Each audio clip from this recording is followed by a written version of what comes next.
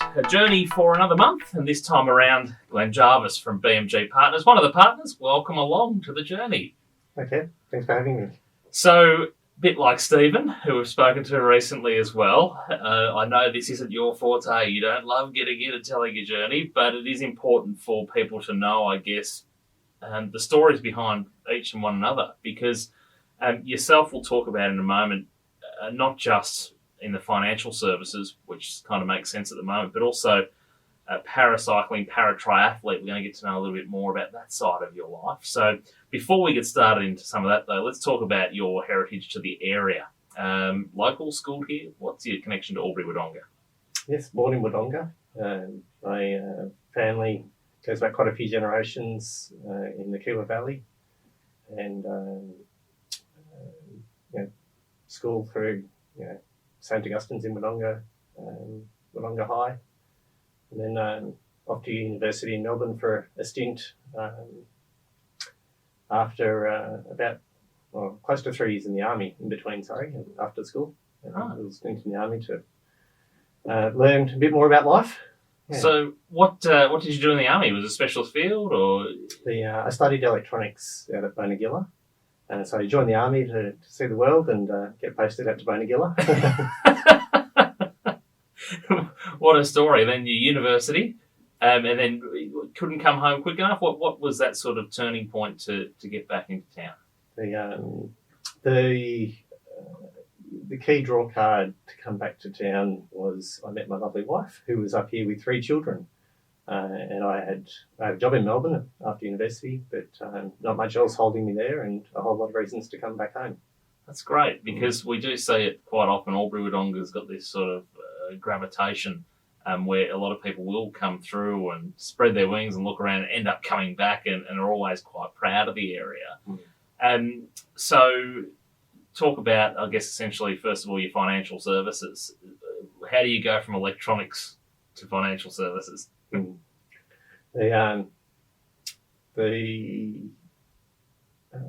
I went off to the army, my first plan was to be in the army and study a trade there.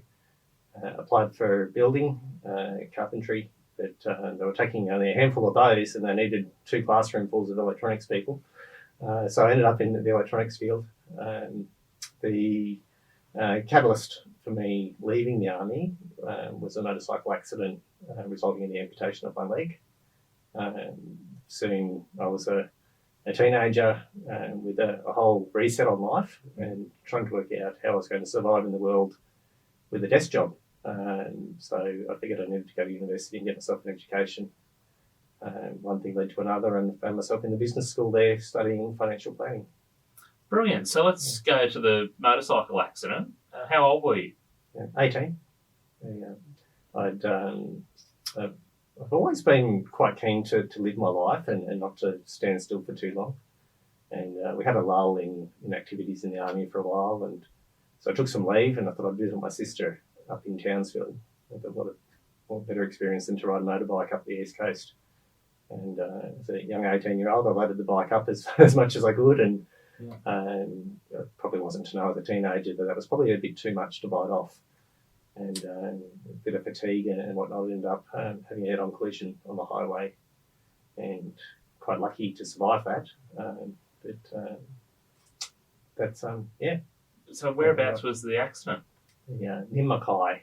Okay. So nearly got there. I think I had a couple of hours to go after 3 days on the road. But I think sitting here today, if I was silly enough to try and do that again, it might be a fortnight trip rather than a 3-day trip.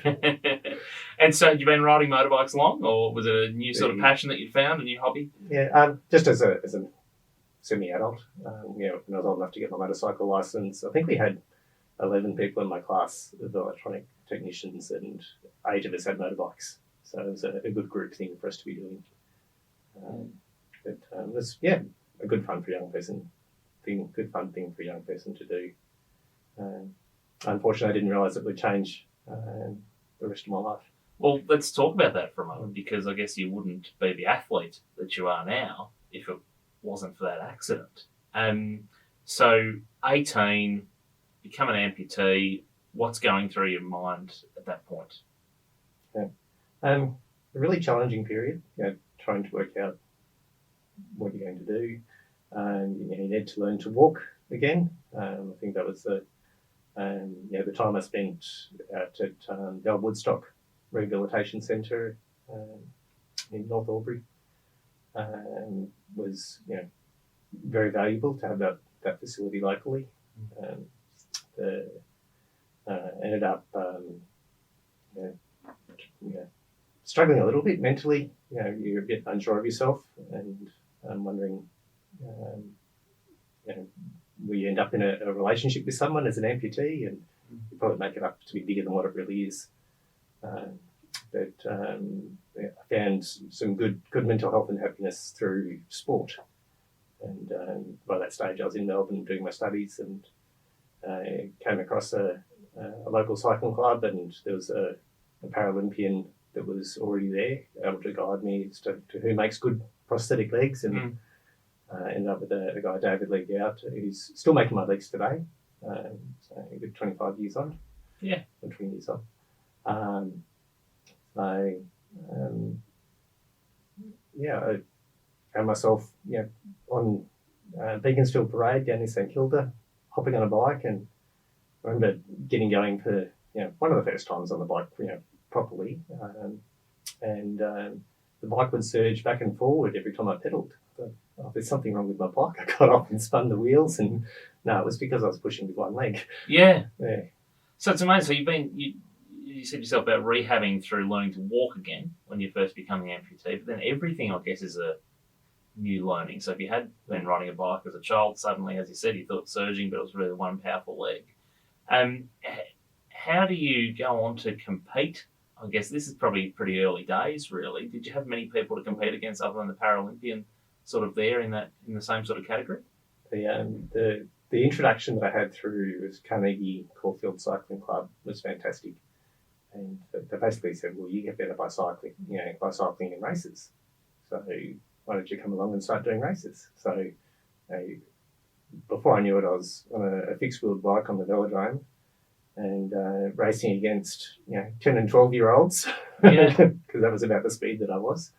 And I think eventually end up racing against old people that have had their day. But even that was a challenge to, of course, life became really small when I lost my leg. I couldn't drive anymore. I didn't have a job. I didn't have much going on at all.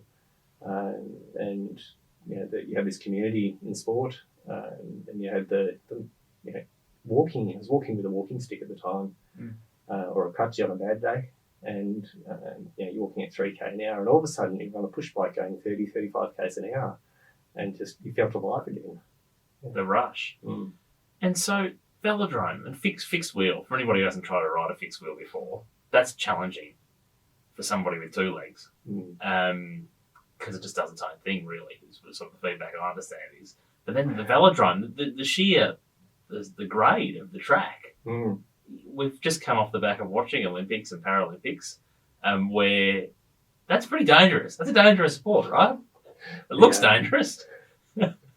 I've had a few decent stacks over the years, but one of my first, after my first season, one of my first races was I was invited to do the national championships at the under one of the tennis centre stadiums in Melbourne as a velodrome, and we got to race on that, and it was the Olympic style velodrome with the polished wood and the steep pins, and I remember after my third race on that, I set a new record in the 200-metre sprint, and went flying around the corner at the end of the race with one hand up in the air celebrating, and wow, only a week ago I was petrified of being on that slope. But you just, the tip is to ride faster through the corners, and of course that helps you race faster.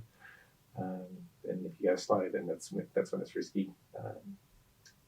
So all or nothing. You mentioned earlier on, life's, you live it. It sounds like it's a perfect sport. And so, also para-triathlete now. When did you go, you know what, cycling isn't enough of a challenge for me, let's throw in a swim leg and a run leg as well? I had some pretty good success early on in the velodrome cycling.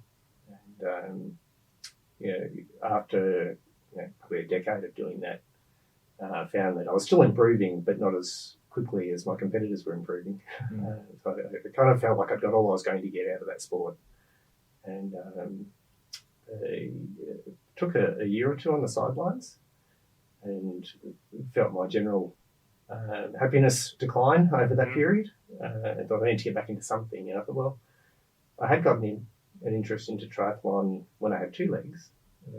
I'd done about 6 months of triathlon training before I lost my legs. So I had an almost brand new bike under the bed for a long time. Oh, wow. But I thought, well, I'll get back into local triathlon and have a go at that. I'd learned along the way to run just for a bit of a side interest.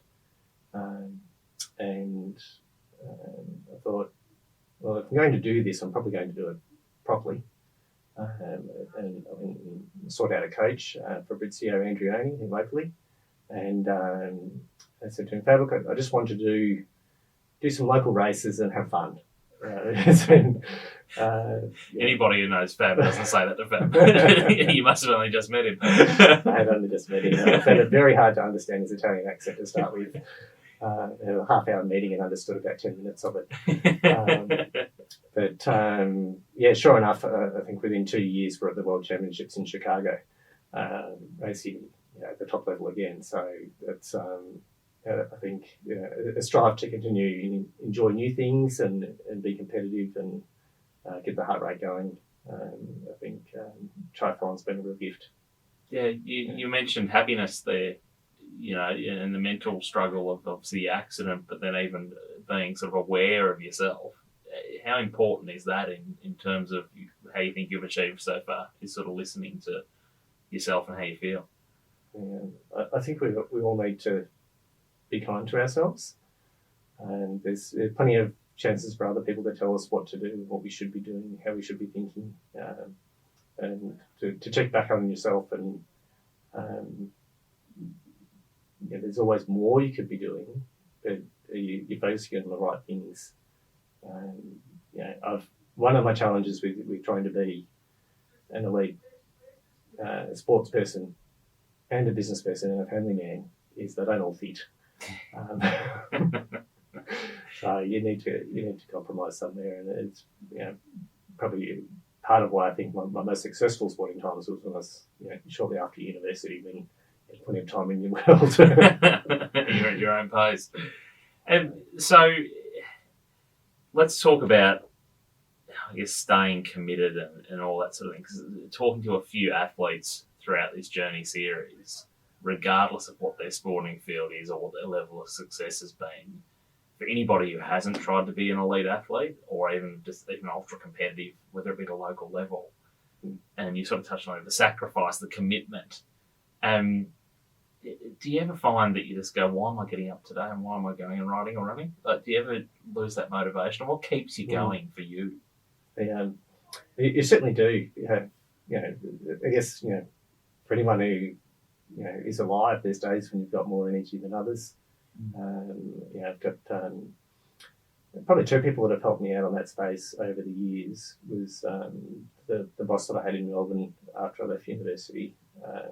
He wrote a short quote about getting up and each day and participating with the energy that you do have.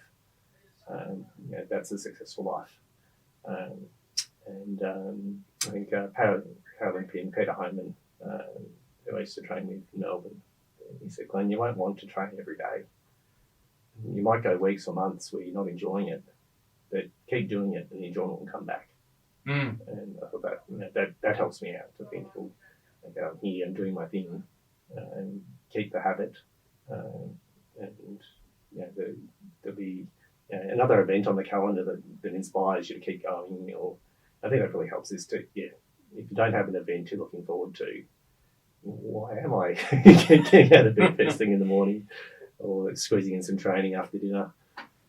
We might touch on COVID a bit more later, but I'd imagine with those events that you've done and the travel and the level at which you've competed, has that been difficult with the COVID thing? Like to find those things that are going to keep you on track and keep you motivated?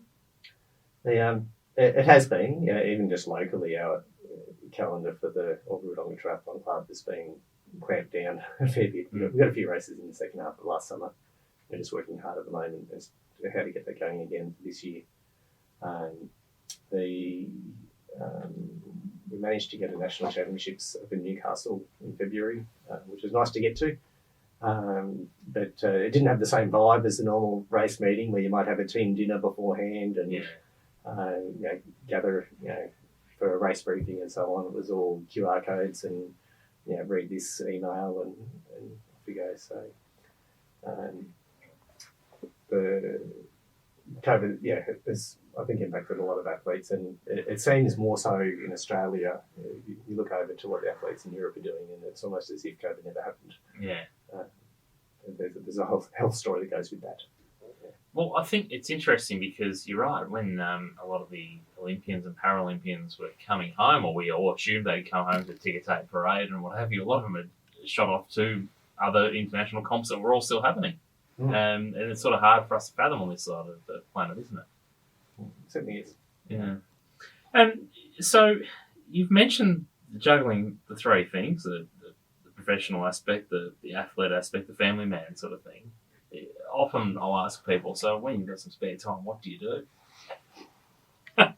Is there something outside of those three that you manage to fit in, a hobby or anything like that? Much outside of that. By the time you take care of the gardening and actually I'll say cooking is probably something I've fallen more in love with over the last couple of years. I probably went through university like most people, frying up some sausages and cooking up some 2-minute noodles. Sardo chicken skewers on rice. Yeah, Dole Dazzlers, the packets of rice and noodles and things, But I got a couple of years ago I got a cookbook from Toby Puddock, Australian chef who'd worked with Jamie Oliver. To come back and that just happened to be a vegan cookbook. So I think I've really enjoyed cooking some things out of that, and then going further and finding some other chefs to find some inspiration from. And you read these recipes and they say, well, it's going to take you half an hour plus 45 minutes, and 4 hours later you're tidying up the kitchen. I think you're right. Has anyone ever cooked an item off a recipe that says 15 minutes prep time, half an hour cook time? It's never ready in 15 minutes and half an hour, is it? No. It's never ready. So, quotes. Often, again, in the journey, we talk about some mantras and things that the people that are sitting in that same chair you are at the moment. And we sort of touched on that, sort of keeping going a bit. But what are some of those sort of philosophies and things that you can relate to or you like? Yeah. I think, as you grow and evolve, the things that appeal to you, change. You probably need different inspiration from different people at different times. I've still got on my desk at work that quote from my old boss Peter about just having a crack every day with whatever energy you've got. I'm not one to memorise too many quotes. But probably one of the more recent ones that has caught my eye. Just when listening to a few podcasts and things on stoicism and how to best live your life, and just the concept that live today as if it's your last day, and go to bed content that that's all there is. It's been all right. Yeah, it's a confronting mindset to approach it first, isn't it? If you've been pretty good at parking all the sort of significance of life and death and incidents and what have you aside and just go about it, but it is something that is good to put in practice. Yeah. I want to mention a quote, if I can, to you that I think is a great quote because it's one of your own. Now, I've never done this to someone before, but in research for this, I saw your Glen Jarvis para-triathlete Facebook page where people can obviously follow and keep up to date with when you are doing your triathlons. But nice to be back in action. I'm sure people dread getting stuck behind me on the swim exit ramp, which anybody who's ever seen or watched a triathlon, you can see it can be a bit of a fist fight to try to jostle for position at any of the change of legs. Solution, swim faster than me. Was that intended to be tongue-in-cheek? Is it intended to be motivational for anybody who is able-bodied and might be being beaten by someone as able as yourself? I think that one was, when you've got one leg and you're swimming, you don't particularly swim with your legs. Some of the local junior swimmers I see in the pool, and they've got the kickboard and they can kick faster than I can swim. Very impressive young men and women. But what tends to happen is I tend to cross the Allen's flat water hole reasonably in good shape, in maybe the top quarter of the field or so. But then I feel quite awkward, the fact that I'm stumbling up the goat track out of the waterhole at quite a slow pace, and there's people trying to sprint up that hill. It's quite narrow. So I feel a little bit bad that I'm there, but I kind of reflected on that day that, well, maybe if they hopped out of the water before me, they wouldn't have to try and pass me on the run. I love it, because you're right, the competitors should take some sort of ownership over that, shouldn't they?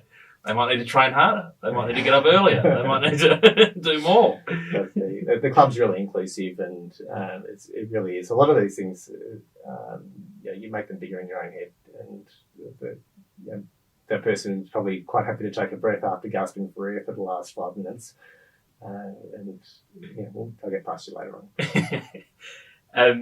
Another question: who do you admire the most in the world? My wife. Clever answer. That makes me teary. Yeah. But I married her because I was really proud of who she was and what she did, and raising 3 kids when I met her. Yeah. And she's had a whole lot thrown at her since then, and she's still going and giving everything she can in life. Yeah. And more importantly, tolerant of you, I guess. Is that right? Would that be a fair assumption? A lot of us blokes sometimes feel that way. We go, geez, you're doing good enough without worrying about what my issues are. Very supportive. She's my number 1 fan. That's great. That's great. It's important that you can feel proud of that, because not everybody gets to that point in life either when they are searching for that sort of feeling too. So you've done well. Sliding door moments, I mean, we talk about them from time to time, and a lot of people think about, what if I had have done this, what if I had have done that, or this person coming into my life. You've obviously had a few, and some of those are out of your control, but is there anything that you sort of sat back and reflected on and gone, what if I hadn't have taken off on the motorbike ride and didn't overload or didn't try to do it in a few days? Yeah, I think that's the obvious one. As a sliding door moment, is a lot of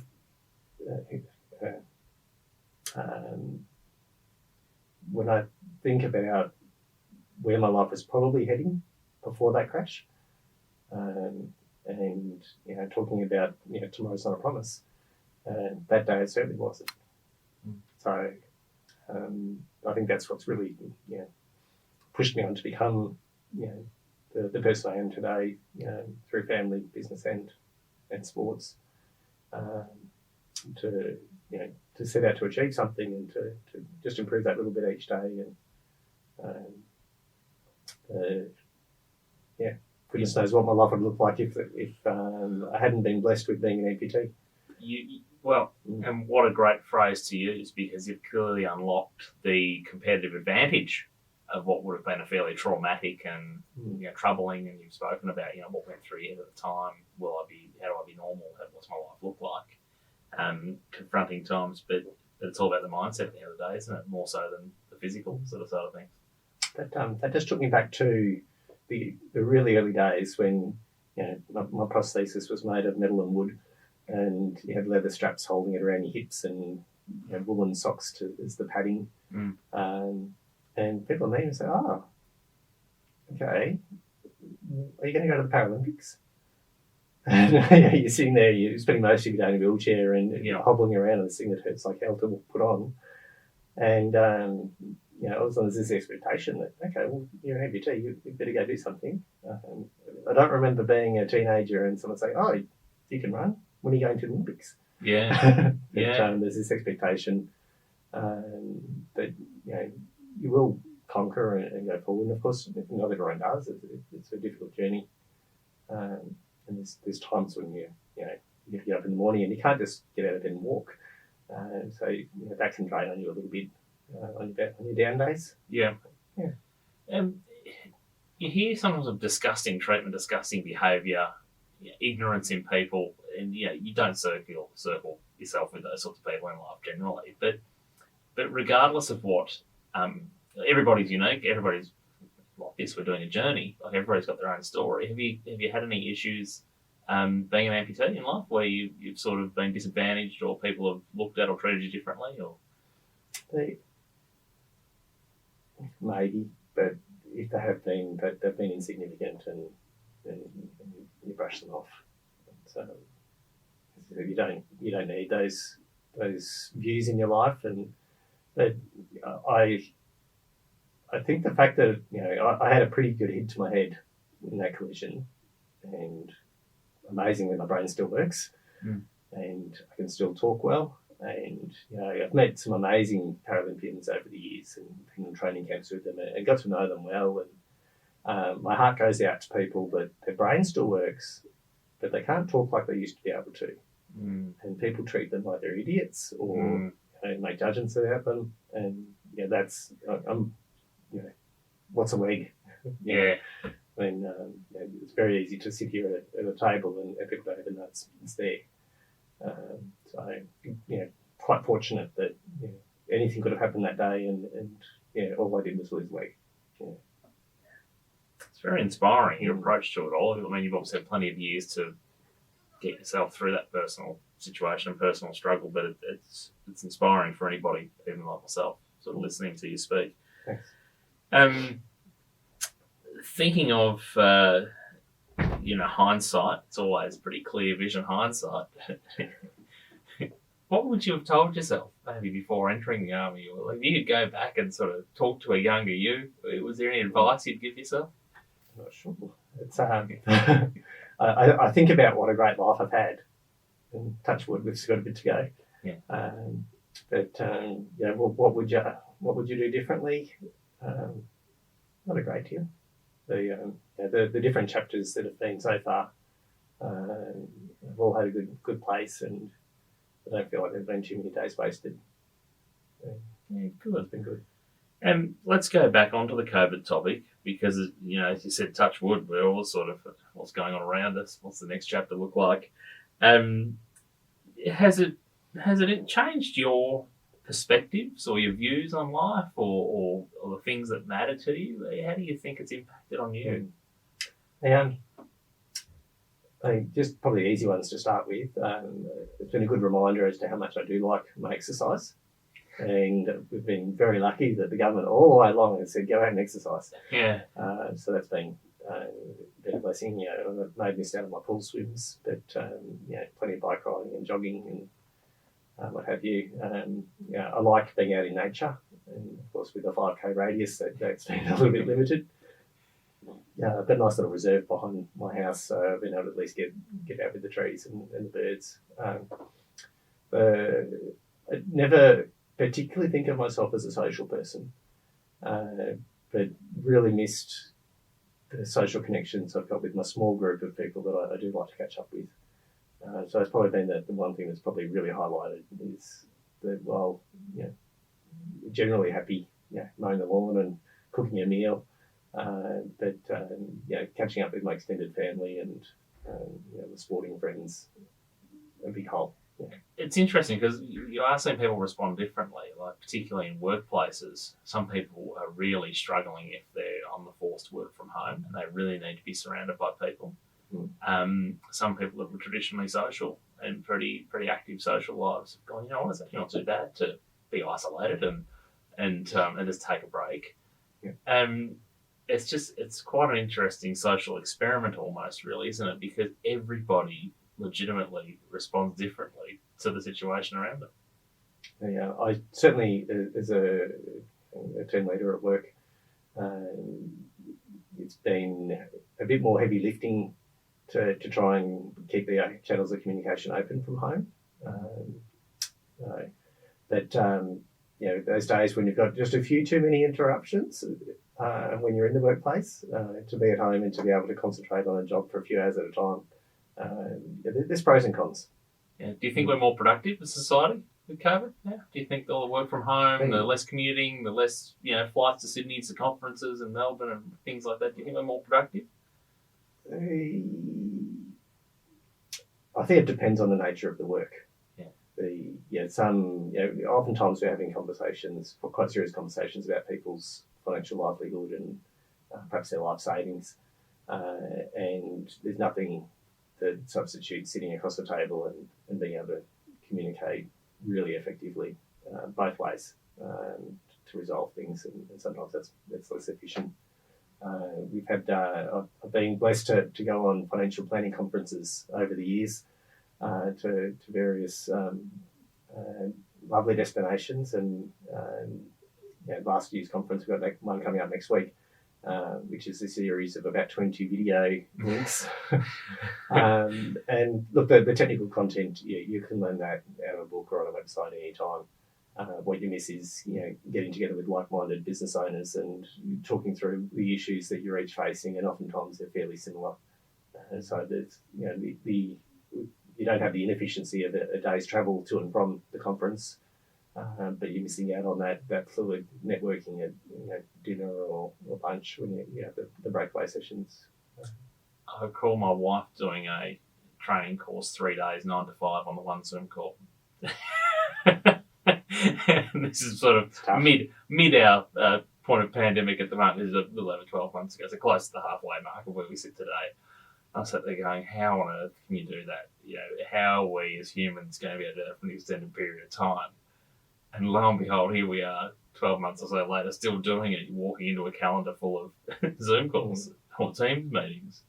And it's amazing how we've adapted. And essentially, we're probably going to go in the future. We've ended up having to go by necessity pretty rapidly, haven't we? There's been a steep learning curve on what technology can help us. And I think we all still leave ourselves on mute from time to time. We still get caught out by that, don't we? A little bit of fun. So this is good because you've revealed that you've taken to cooking. So an oldie but a goodie. If you're able to invite 3 people to your dinner party, alive or dead, you can choose. Who would you have sitting there with you? I've heard this question on a few other episodes of The Journey. I suspected this one might be coming, and I've been racking my brain to think of who. Some reflections there around, through conferences, through sporting events. I've met a lot of superstars in their field, and oftentimes you come away from that realising that you kind of heard their key message, and they're just ordinary people. There's nothing to be beholden or praised to the heavens for that particular person.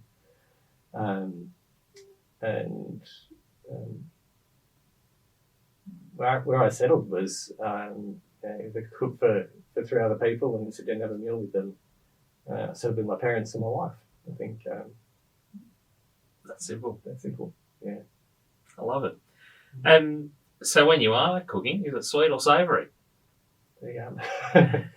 Usually savoury. Yeah. I haven't delved too deeply into desserts. That'll be the next chapter.